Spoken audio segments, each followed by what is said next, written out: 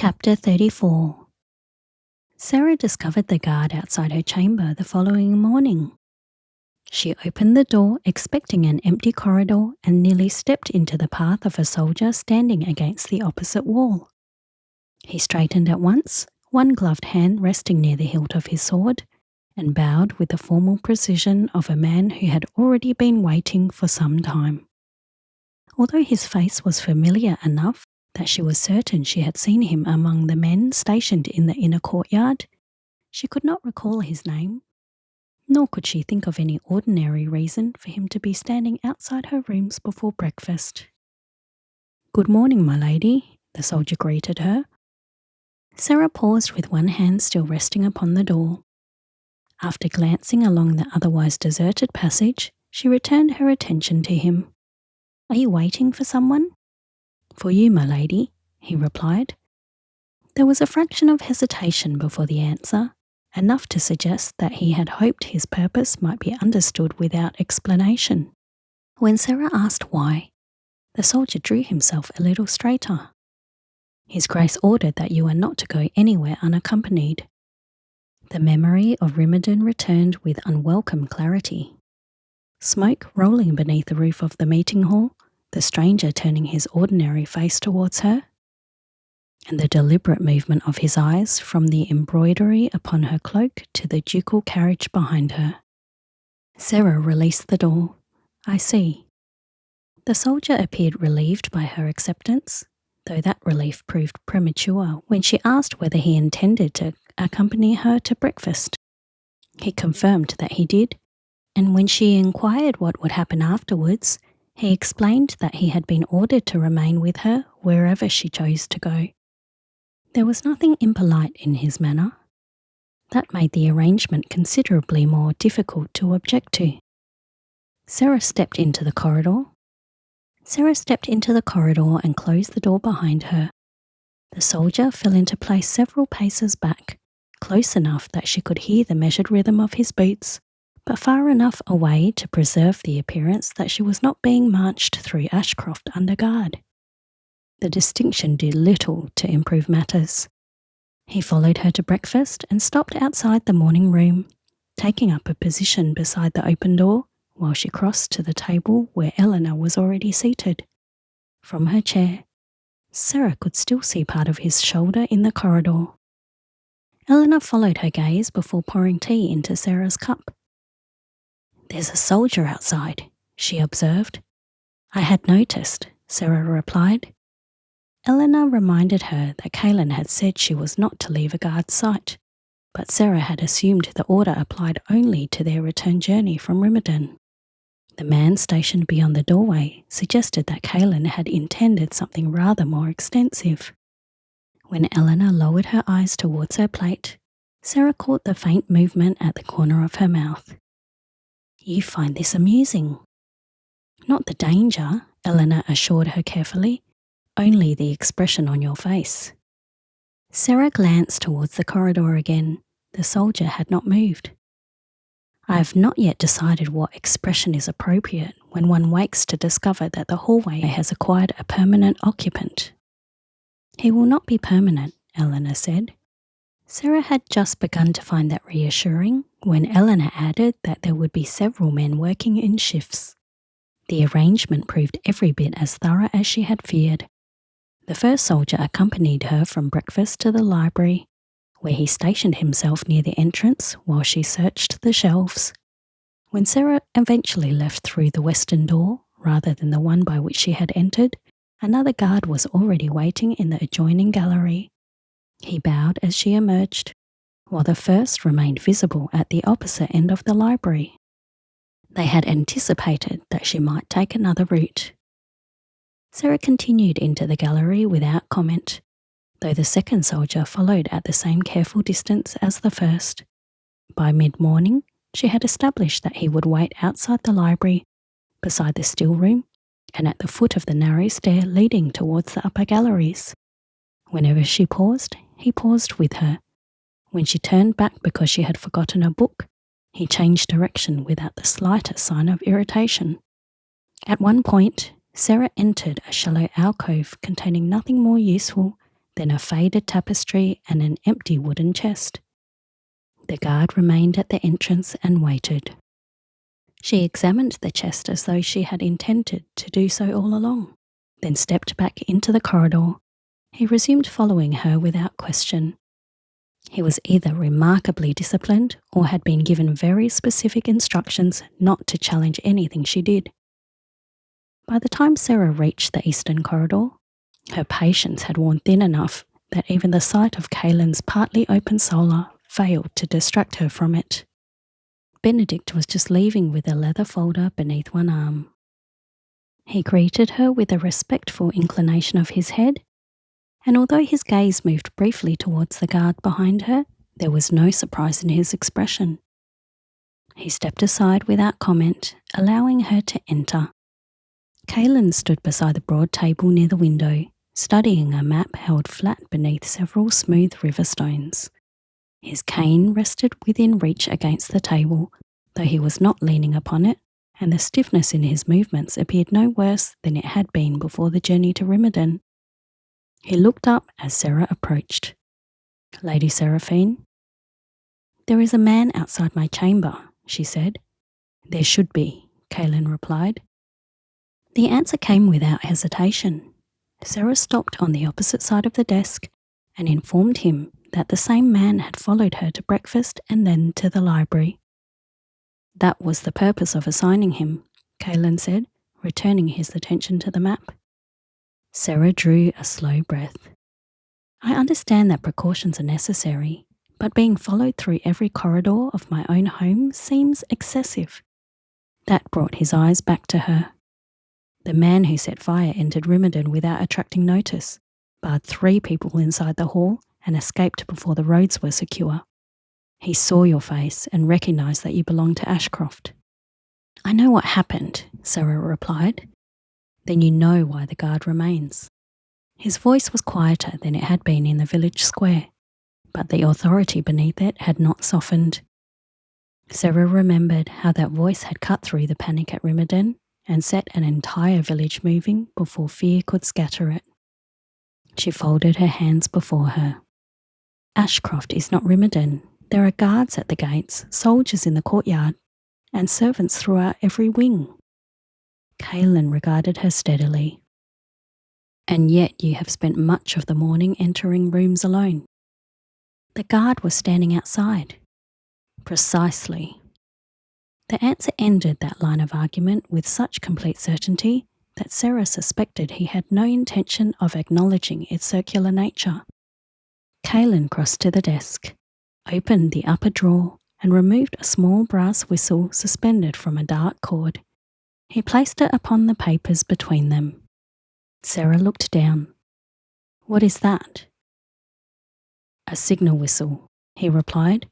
"You will keep it with you." She lifted it by the cord.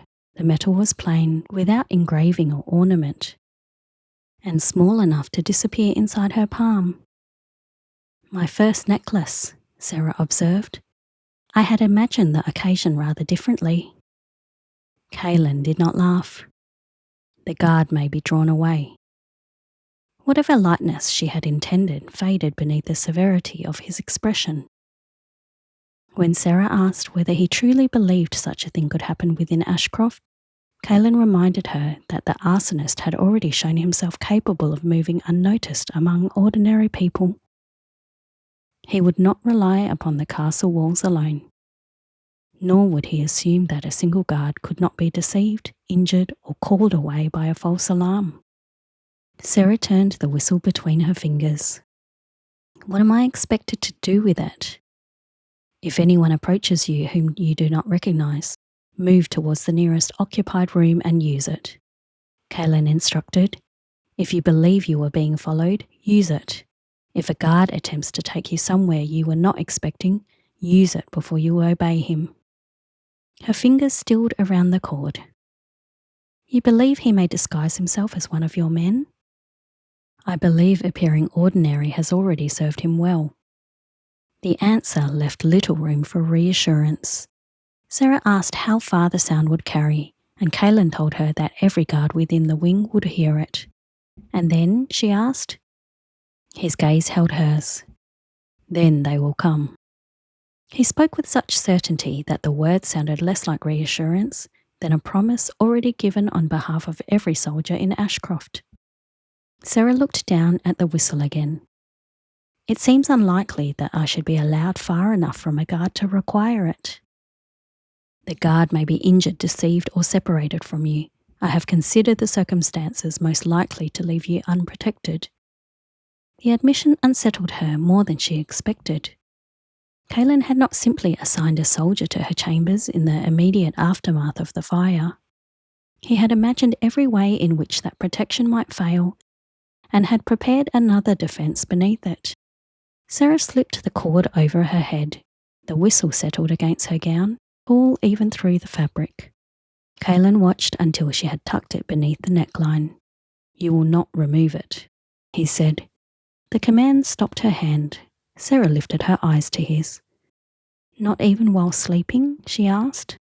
"Especially while sleeping," Kaelen replied at once. Sera hesitated, then added, "Not even while bathing?" His gaze dropped briefly to where the whistle rested beneath the fabric near her chest. The look lasted no more than a moment, yet something in his expression altered before he turned his eyes away. A faint tension appeared along his jaw, and when he answered, the voice was more measured than before. "Keep it within reach," Kaelen said. "Close enough that you can use it without leaving the bath." Sera studied him, surprised by the sudden stiffness in his manner. "I see," she replied. Kaelen gave a curt nod, still not quite looking at her. "That is not the same as removing it entirely," he said. Sera touched the small weight beneath her gown. "You do realise that most gifted jewellery is not accompanied by instructions." "It is not jewellery," Kaelen replied. "That is becoming increasingly clear." His expression remained unchanged, and the failure of the remark was so complete that Sera nearly smiled despite herself. When she asked how long the guard would remain, Kaelen told her that the arrangement would continue until the arsonist had been found. Sera pointed out that the search might take weeks, but he showed no concern at the prospect. "Then you will be guarded for weeks," he said. "And if he has already left Ashcroft, my men will discover it." The certainty in his voice made distance sound like one more thing he intended to bring under control. Sera looked towards the map spread across the table. Small markers had been placed along the southern road, the forest tracks surrounding Remaden, and the villages lying between the settlement and Ashcroft. "The search has already begun." "It began before we left Remaden," Kaelen confirmed. Sera asked how many men he had sent, but he answered only that there were enough. She recognised the deliberate refusal to provide details and decided not to press him further. "I do not intend to make the guards' work difficult," she said. Kaelen regarded her in silence for a moment.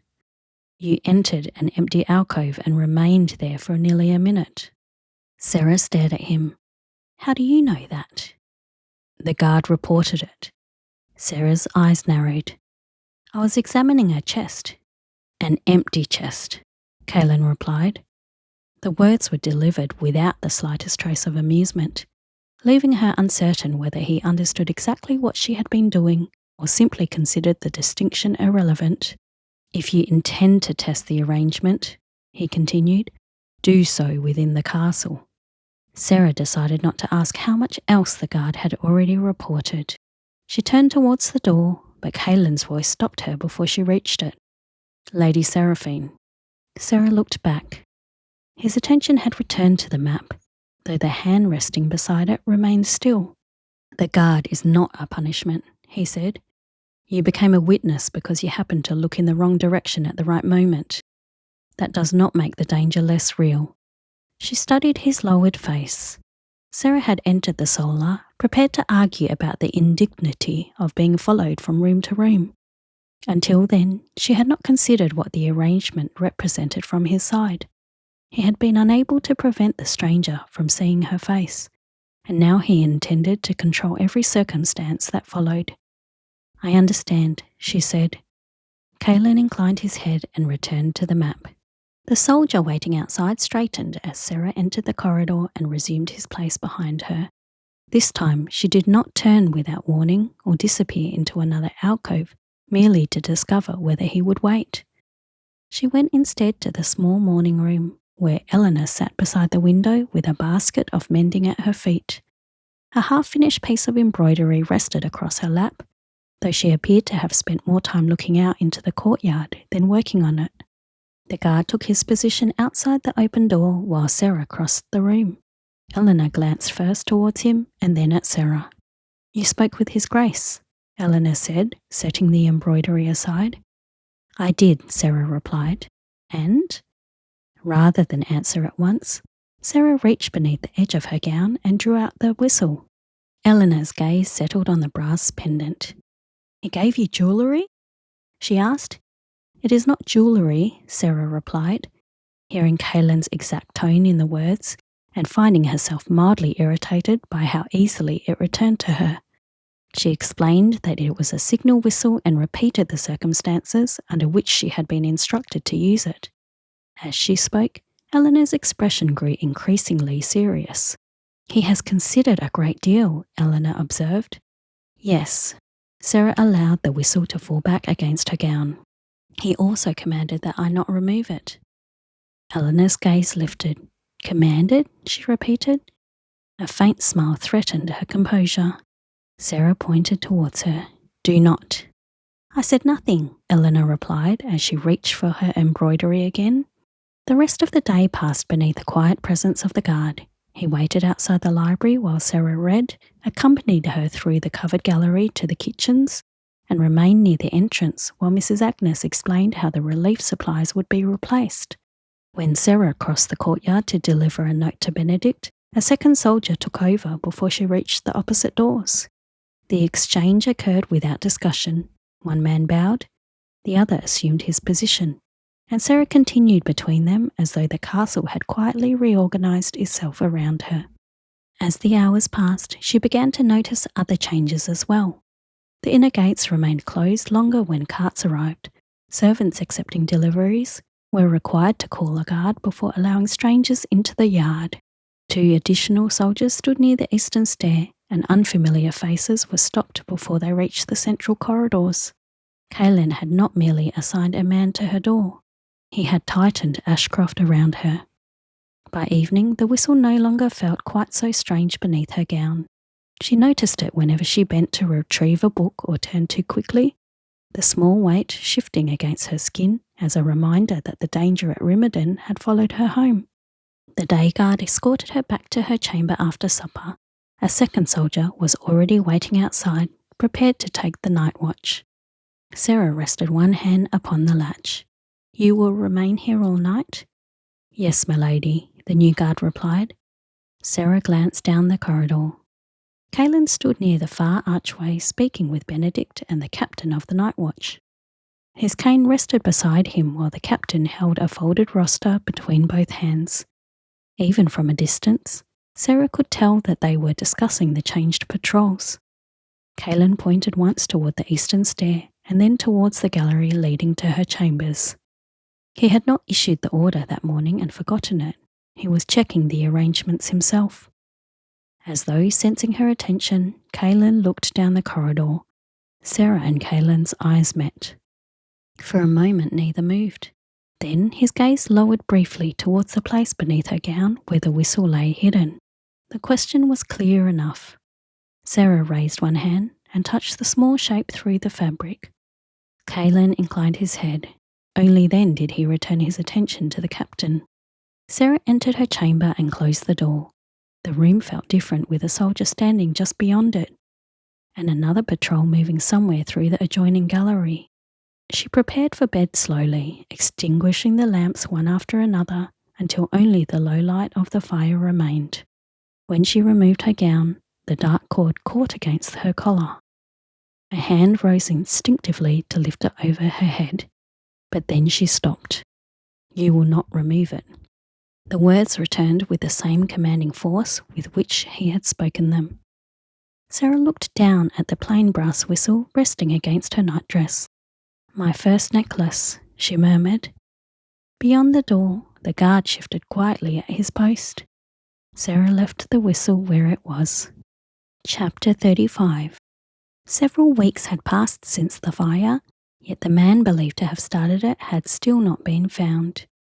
Kaelen's soldiers had searched the surrounding forests, questioned travellers along the northern roads, and sent descriptions to every village between the estate and the border.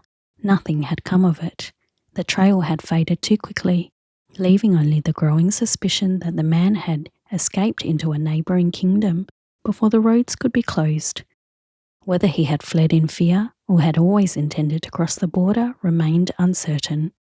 Until then, Kaelen refused to reduce Sera's protection. 4 main guards continued to serve in rotation, remaining close whenever she left her rooms and taking position outside any door through which she disappeared. Their presence had been oppressive at first, a constant reminder of danger and how little freedom Kaelen was prepared to allow her. After several weeks, however, the arrangement had become familiar enough that she no longer felt watched every moment of the day. She had also come to know the men themselves. Torrin was the eldest, a steady man in his mid-40s, whose authority required neither a raised voice nor a harsh expression. He spoke sparingly and seemed to possess endless patience, though the younger guards had occasionally tested its limits. Marek, who was around 30, was quieter than the younger guards, but easier to speak with than Torrin. He answered Sera without the stiff caution many of the household still showed around her, and although he was reserved, she had begun to recognise the brief change in his expression when something amused him. Marek also had 2 sisters who wrote to him with remarkable persistence, each letter containing news from home and the name of another woman they considered a suitable marriage prospect. Lucas and Geoffrey were less restrained. Both in their early 20s, the seriousness they maintained on duty rarely survived long when they were assigned together. At first, their jokes had been directed only at one another, but as the uncertainty around Sera faded, they began drawing her into them as well. They asked her to judge their petty disputes, each presenting a carefully altered version of events that placed the blame entirely on the other. When Lucas replaced Geoffrey's gloves with a pair several sizes too small, he had appealed to Sera as a witness that they looked perfectly suitable. Geoffrey had responded the following morning by hiding Lucas's sword belt, then solemnly informing Sera that her guard had arrived improperly dressed for duty. Sera refused to take either side, which only encouraged them to seek her verdict more often. Their ease around her had taken time. During the first days of the assignment, both men had been careful in her presence, uncertain what might offend a woman whose reputation still lingered throughout the household. Now they included her without hesitation. That afternoon, Lucas and Geoffrey were due to train before their guard rotation changed, and she chose to walk with them to the training yard. Marek remained on duty beside her, while the younger men went ahead through the archway. The yard was crowded with new recruits. Men moved through drills in uneven lines, while veteran soldiers corrected their footing and forced them to begin again whenever their formation broke apart. Wooden blades struck against one another across the packed earth, filling the enclosure with a steady rhythm of impact and shouted instruction. Wreath stood at the centre of it. Since leaving Sera's personal guard, he had taken charge of training the newest recruits. He moved easily among them, correcting a grip here and a stance there, his voice carrying clearly without the need to shout. The work suited him. There was a purpose in the way he watched the yard, and none of the unease that had once accompanied standing outside Sera's rooms for hours at a time. Lucas and Geoffrey entered the nearest training ring and accepted practice swords. Sera stopped at the low wooden rail, with Marek positioned at her side. Wreath ordered the 2 younger guards to begin. Lucas attacked first. He moved quickly, forcing Geoffrey to block before he had properly settled into his stance. Geoffrey absorbed the strike, turned it aside and attempted to drive Lucas back. But Lucas slipped away before he could be caught against the rail. They circled one another. There was discipline beneath the exchange, though neither man could quite resist turning the bout into a contest of pride. Lucas pressed forward whenever Geoffrey gave him space, while Geoffrey waited for each hurried movement and punished it with a firmer defence. Lucas feigned towards Geoffrey's shoulder. Geoffrey reacted too soon. Lucas shifted his blade and struck him cleanly across the padded ribs. Rhys caught the point. Sera applauded, and Lucas turned towards her at once. "Well done, Lucas," she called. Lucas bowed with more satisfaction than the single point deserved. Geoffrey gave him a long look before returning to his position. The next exchange lasted longer. This time Geoffrey won the second point. Sera applauded again. "Well done, Geoffrey," she said. Geoffrey bowed towards her, while Lucas watched him with visible suspicion, as though the applause had somehow been greater than before. Sera caught the look and shook her head. "I applauded equally," she told him. Rhys ended the exchange before either could continue and began correcting their footing. Both men were opening too far as they turned, leaving space at their sides whenever they attempted to come around an opponent's guard. As Rhys spoke, his attention shifted beyond Lucas and Geoffrey and settled on Marek. "Marek," Rhys called, motioning towards the ring. "Come down and show them how it is done." Marek glanced towards Sera before answering. "I am still on duty, Captain," he reminded him. Lucas immediately stepped out of the ring and moved to Sera's side. "I can remain with Lady Seraphine," Lucas offered, planting the practice sword against the ground. Marek looked him over, clearly unconvinced. "You are meant to be training," Marek said. "I have already demonstrated what not to do," Lucas replied. "That should be enough for one afternoon." Sera pressed her lips together, but Rhys showed no such amusement. "You can guard her for 5 minutes," Rhys told Lucas before turning back to Marek. "Get in the ring." Marek's gaze moved from her to Lucas, who had straightened into an exaggeratedly attentive stance. At last, Marek removed his gloves. "Stay beside her," he instructed as he handed them over. Lucas's playfulness disappeared at once as he gave a firm nod. Marek entered the ring. Geoffrey remained opposite him while Rhys explained the exercise. The recruits were to watch how Marek controlled the turn without sacrificing his balance or allowing his opponent to move freely around him. From the first exchange, the difference was clear.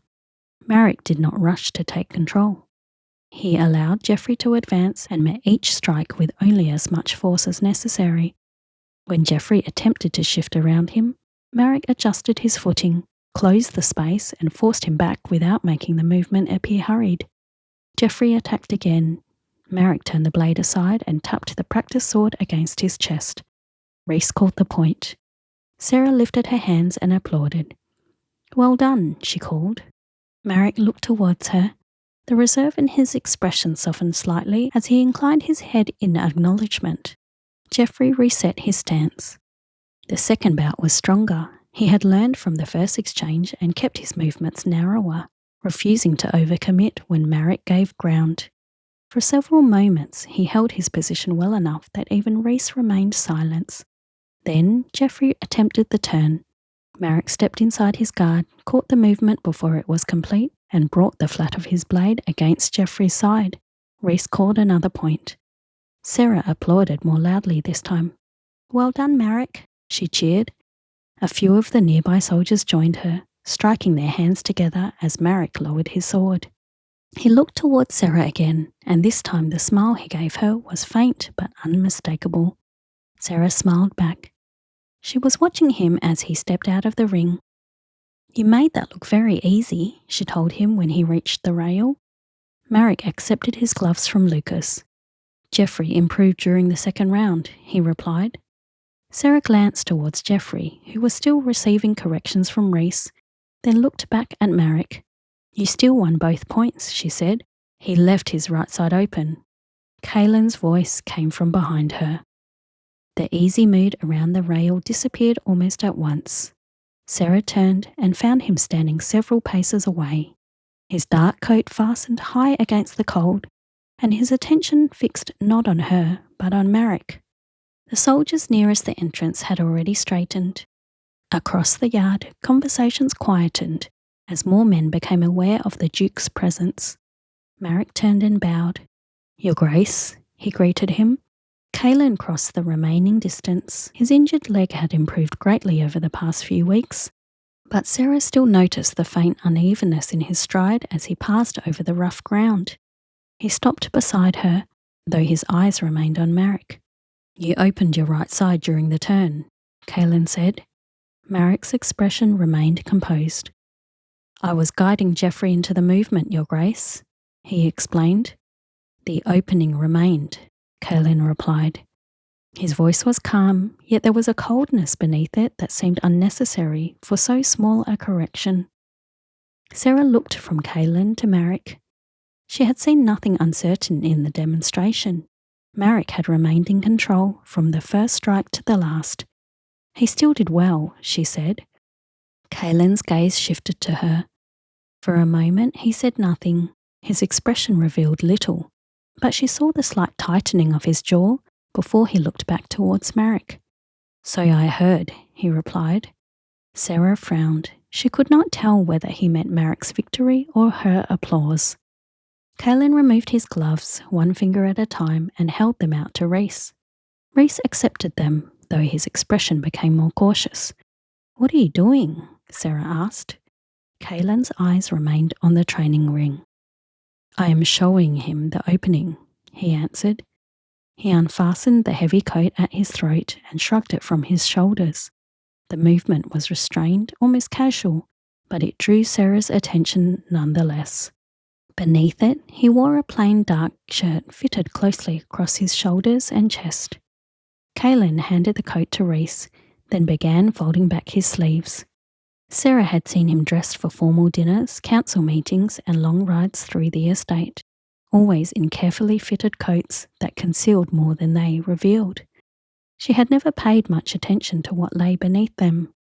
Now, as he rolled the first sleeve to his elbow, the fabric exposed his strong forearms marked by lean muscle and pale scars.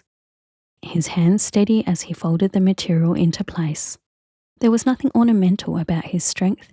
It was the kind built through years of weapons training and battle rather than cultivated for appearance. Sera realised she was staring and quickly returned her attention to his face. Kaelen did not appear to have noticed. Rhys's eyes dropped briefly towards Kaelen's injured leg before he reached for a practice sword. Sera followed the glance. Kaelen had concealed the stiffness well, but it had not disappeared. "Is your leg all right?" she asked. Kaelen turned towards her. Something in his expression changed. It was slight, no more than a tightening around his eyes, but the irritation that followed was unmistakable. "My leg is fine," he replied. Sera glanced down at his stance.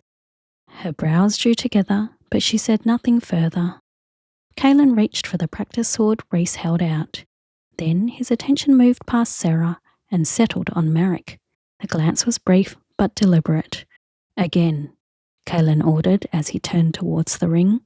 Marek did not move immediately. His expression remained composed, though the ease he had shown during the earlier demonstration disappeared. "Yes, Your Grace," Marek replied before handing his gloves to Lucas again and stepping over the rail. The atmosphere in the yard changed with him. The recruits who had watched the earlier bouts with open interest now fell silent. Geoffrey moved away from the centre of the ring, while Lucas remained beside Sera, his usual amusement gone. Kaelen entered first. Marek took his place opposite him. Rhys moved to the edge of the ring and lifted one hand. "Begin," he instructed. Kaelen attacked at once. The first strike drove Marek back half a step, but he recovered quickly and turned the next blow aside. Kaelen advanced again before he could settle, forcing him towards the outer edge of the ring. The impact of their swords carried across the yard. Sera's fingers curled around the wooden rail. This was nothing like Marek's demonstration with Geoffrey. There were no measured pauses or carefully controlled movements intended for the recruits to follow. Kaelen followed with discipline, but there was more force behind each strike than the lesson required. Marek did not retreat from the challenge. He met Kaelen's next attack directly, caught the blade near the guard, and forced it aside before striking towards his left shoulder. Kaelen blocked, though the movement required a quick shift of weight onto his injured leg. For the briefest moment his footing faltered. Marek saw it and pressed forward. His next strike came low from Kaelen's injured side, forcing Kaelen to turn sharply to defend. The practice swords met with a hard crack, and Kaelen gave ground for the first time. A murmur passed through the watching recruits before Wreath silenced them with a glance. Sera watched Kaelen's face. His expression remained controlled, but his jaw had tightened. Marek attacked again. There was no hesitation in him now, and no attempt to spare Kaelen's weaker side. He fought as he had against Geoffrey, only faster, taking every opening offered and forcing Kaelen to compensate for the stiffness in his leg. Kaelen blocked one strike, then another. When Marek shifted towards his injured side once more, Kaelen anticipated him. He turned inside the attack and drove Marek back with enough force to break his rhythm. The pace quickened. Their blades struck again and again, each man testing the other's balance. Marek moved with greater freedom, while Kaelen relied on timing and force to prevent him from controlling the ring. Then Marek attempted the same turn he had demonstrated against Geoffrey. For an instant, his right side opened. Kaelen stepped into the space and stopped the flat of his sword against Marek's rib. "Point," Wreath called. Neither man lowered his weapon immediately. Kaelen stood close enough that he and Marek met each other's eyes directly. His breathing remained controlled, though Sera could see the rise and fall of his chest beneath the fitted shirt. At last, Kaelen lowered his blade. "There," he said, his voice even. "That is the opening." Marek stepped back and inclined his head. "I understand, Your Grace," Marek replied. Kaelen handed the practice sword to Wreath and stepped out of the ring. As his injured leg took his full weight, a brief tension crossed his face before disappearing beneath his usual restraint. She nearly asked whether he had hurt himself, but the memory of his earlier response stopped her. Kaelen collected his coat from Wreath but did not put it on.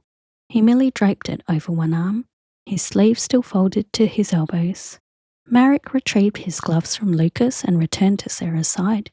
He had barely resumed his position before Kaelen spoke. "You may stand down," Kaelen told him. Marek paused in the act of putting on one glove. "My shift has not ended, Your Grace," he replied. "There is still half an hour remaining." "I am aware," Kaelen said. Marek waited, evidently expecting further explanation. Kaelen's gaze moved to the place beside Sera where Marek had been standing.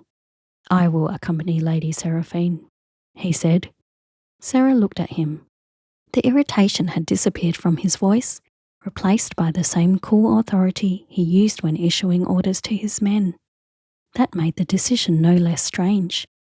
Kaelen had not come to the yard to collect her, and he had given no indication that he had intended to spend the afternoon in her company. Marek's eyes moved briefly between them before his expression settled. "As you command, Your Grace," he replied. He bowed towards Sera. "My lady," Marek said. "Thank you, Marek," Sera replied. Sera stepped away to join Wreath near the ring. Lucas and Geoffrey watched him pass, but neither offered one of their usual remarks. Lucas's gaze shifted instead towards Kaelen before he quickly turned his attention elsewhere.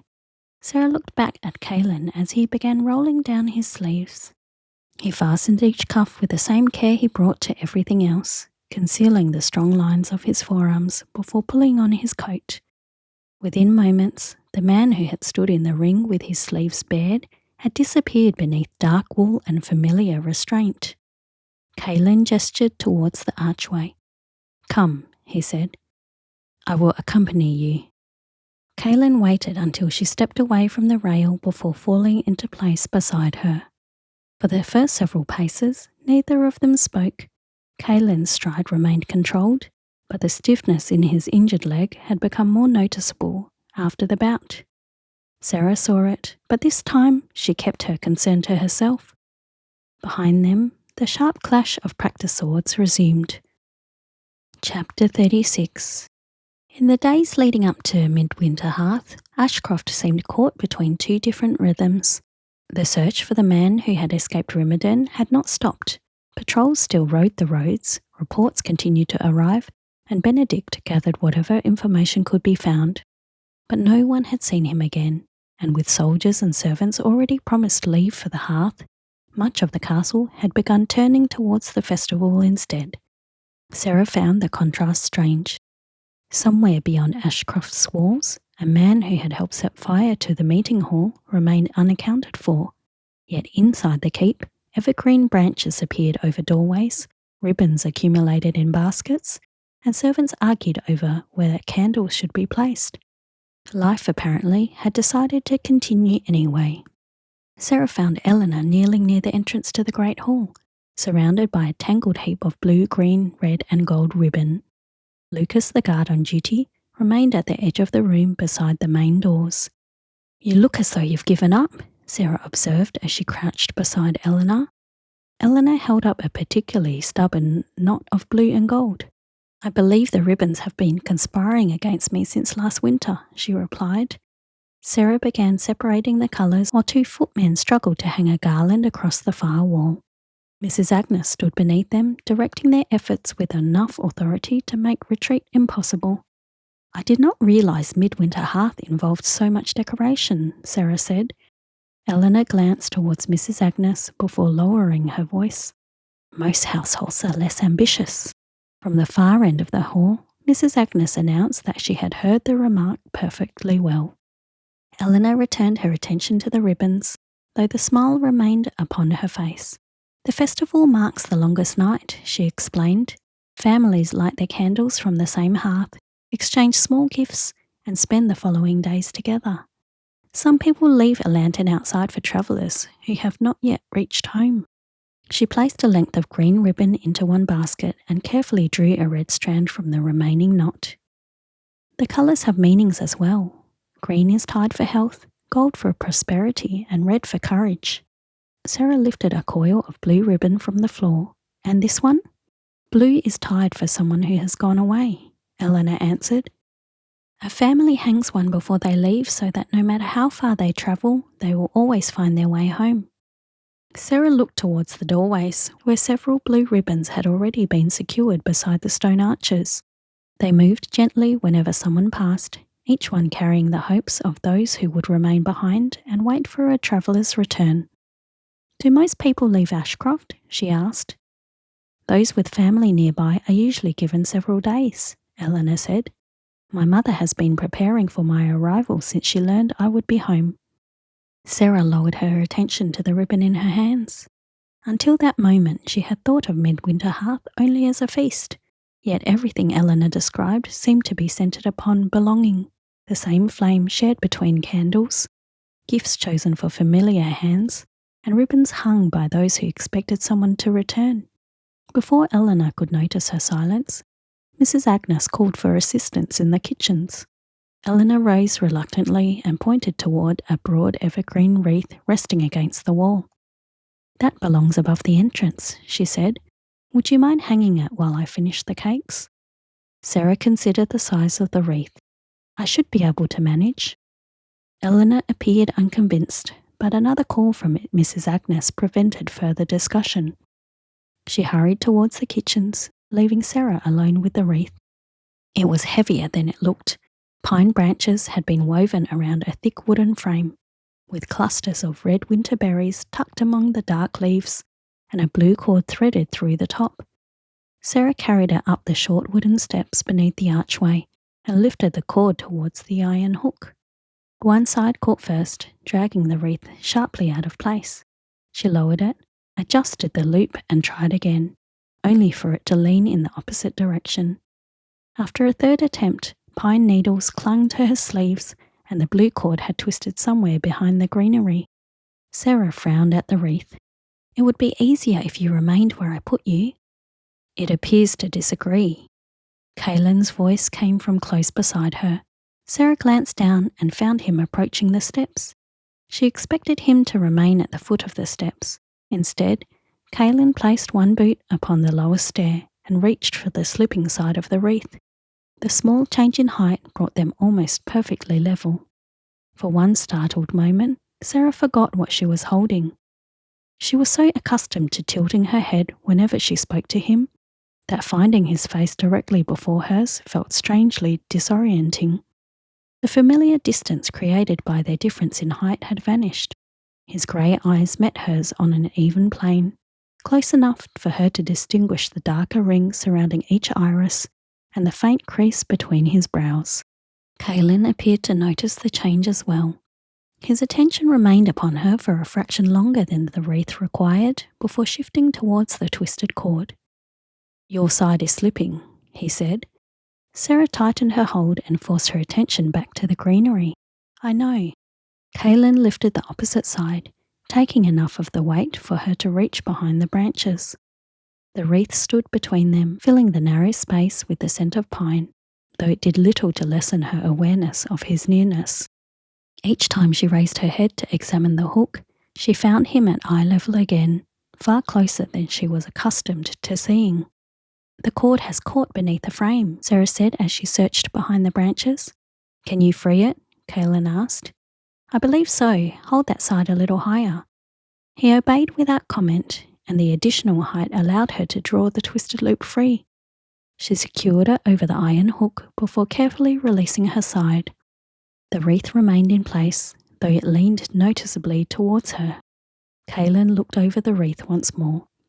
"It favours your side," he observed. "Perhaps it has good judgment," Sera replied before she could reconsider the words. Kaelen's gaze shifted from the wreath to her face. The mild amusement in his expression faded into something quieter. For several heartbeats, neither of them spoke. The bustle of the hall continued around them, the scrape of a ladder, the murmur of servants, and the distant clatter of trays from the kitchen. Yet the sounds seemed to recede beneath the sudden awareness of his face so close to hers. His gaze held hers, then his eyes lowered. The glance touched her mouth before returning to her face. "Perhaps," he said at last. Sera looked back towards the wreath. Kaelen adjusted the lower edge until it rested evenly against the stone. Their hands remained on opposite sides of the greenery, though the care with which they worked around one another made the small distance between them unexpectedly noticeable. "There," Kaelen said once the wreath was straight. He stepped down from the stair, and their usual difference in height returned so abruptly that Sera noticed it at once. He stepped down from the stairs. When Sera descended after him, she was again required to tilt her head to meet his gaze. The familiar arrangement should have restored the distance between them. Instead, she remained conscious of how he had looked when his eyes were level with her own. Kaelen glanced towards the blue cord woven through the upper branches. "So they may find their way home," he said. "So Eleanor told me," Sera replied. "She said families hang them for those who have gone away."